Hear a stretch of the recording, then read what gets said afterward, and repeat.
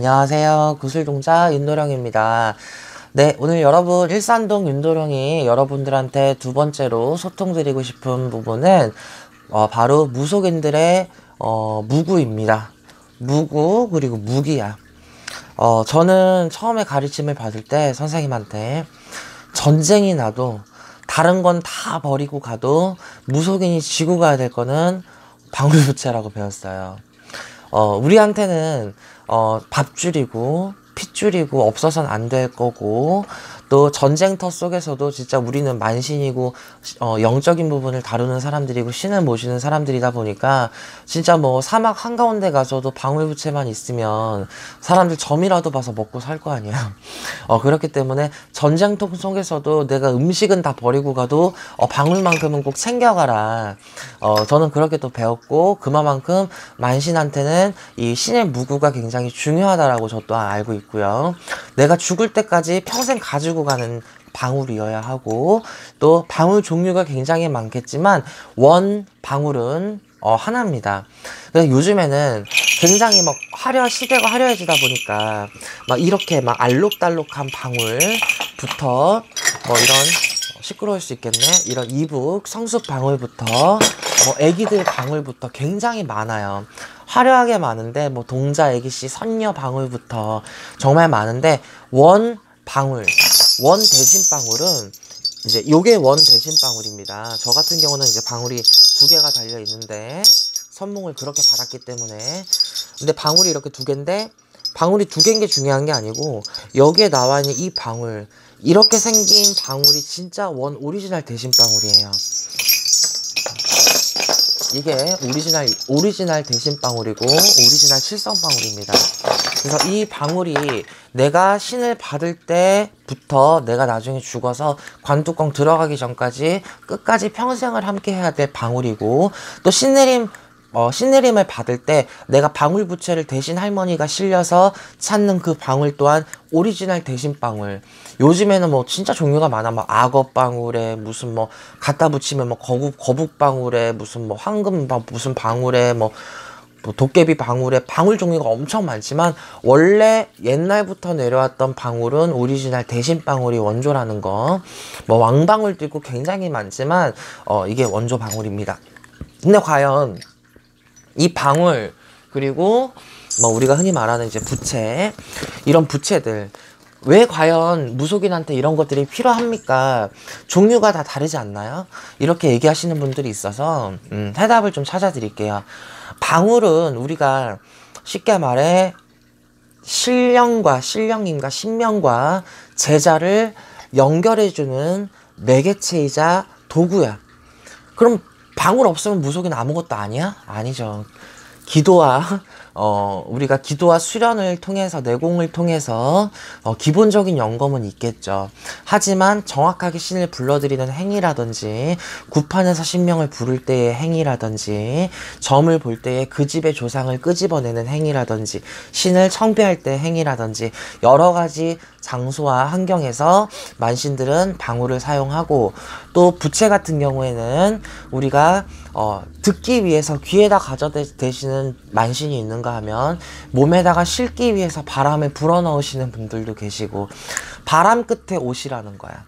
만신한테, 제자한테 바람 끝으로 오시고 부채 끝으로 오셔서 접신이 되거나 감아서 우리가 신령님의 공수를 듣기 위한 어떤 도구이자 수단이기도 해요.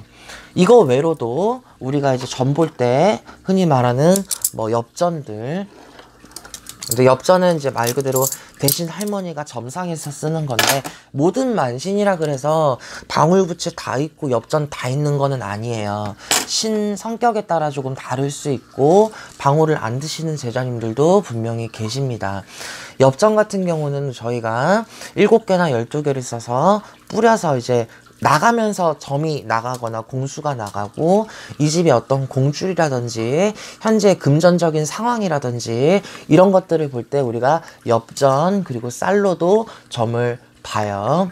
그리고 이제 저 같은 경우는 또 이제 윤시원님 방송에서도 많이 나왔지만 이제 이렇게 금강저라고 있어요.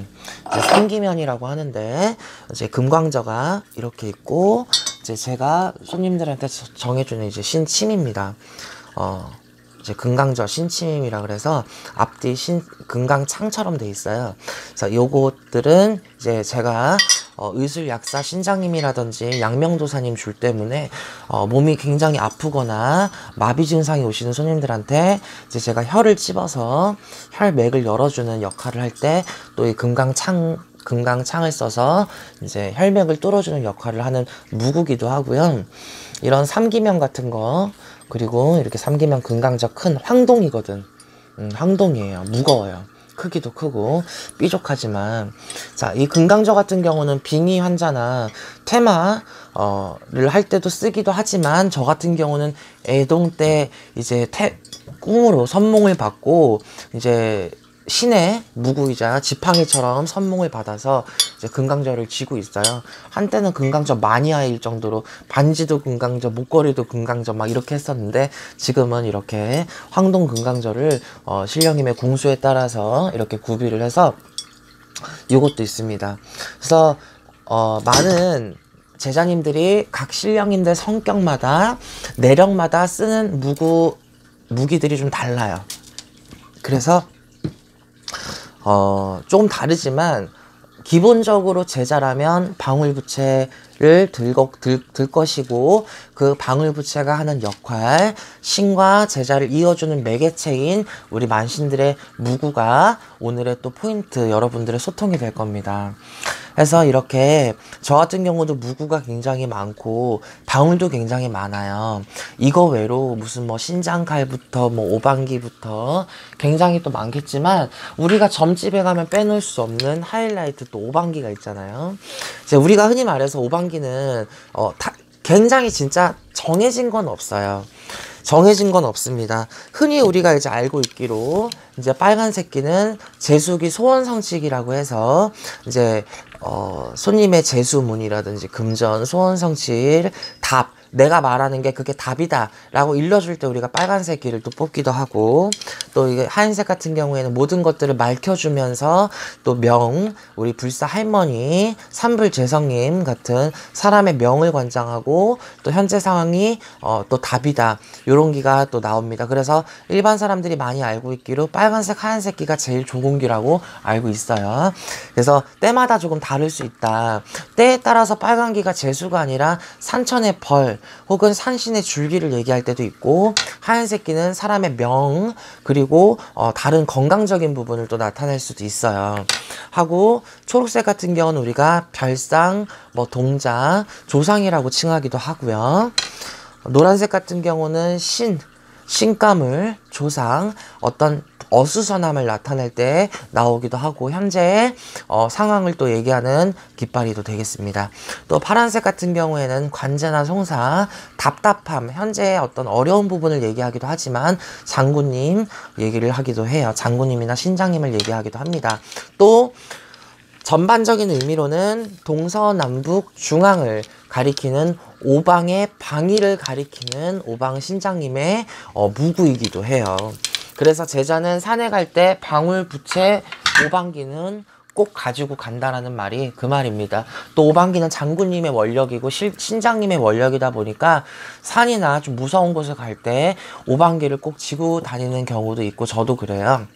그래서 안 좋은 부정을 젖힐 때, 가물을 젖힐 때, 기운이 솟구칠 때 오방기를 또 다스릴 수도 있고, 공수를 줄 때도 오방기가 쓰이고, 또 대내릴 때도 오방기를 들고 뛰는 제자님들도 또 계실 거고, 그만큼 들기 나름이고 하기 나름이고 신의 성격에 따라 또 다르고 나오는 공수에 따라 또 달라지는 게 또 오방기입니다.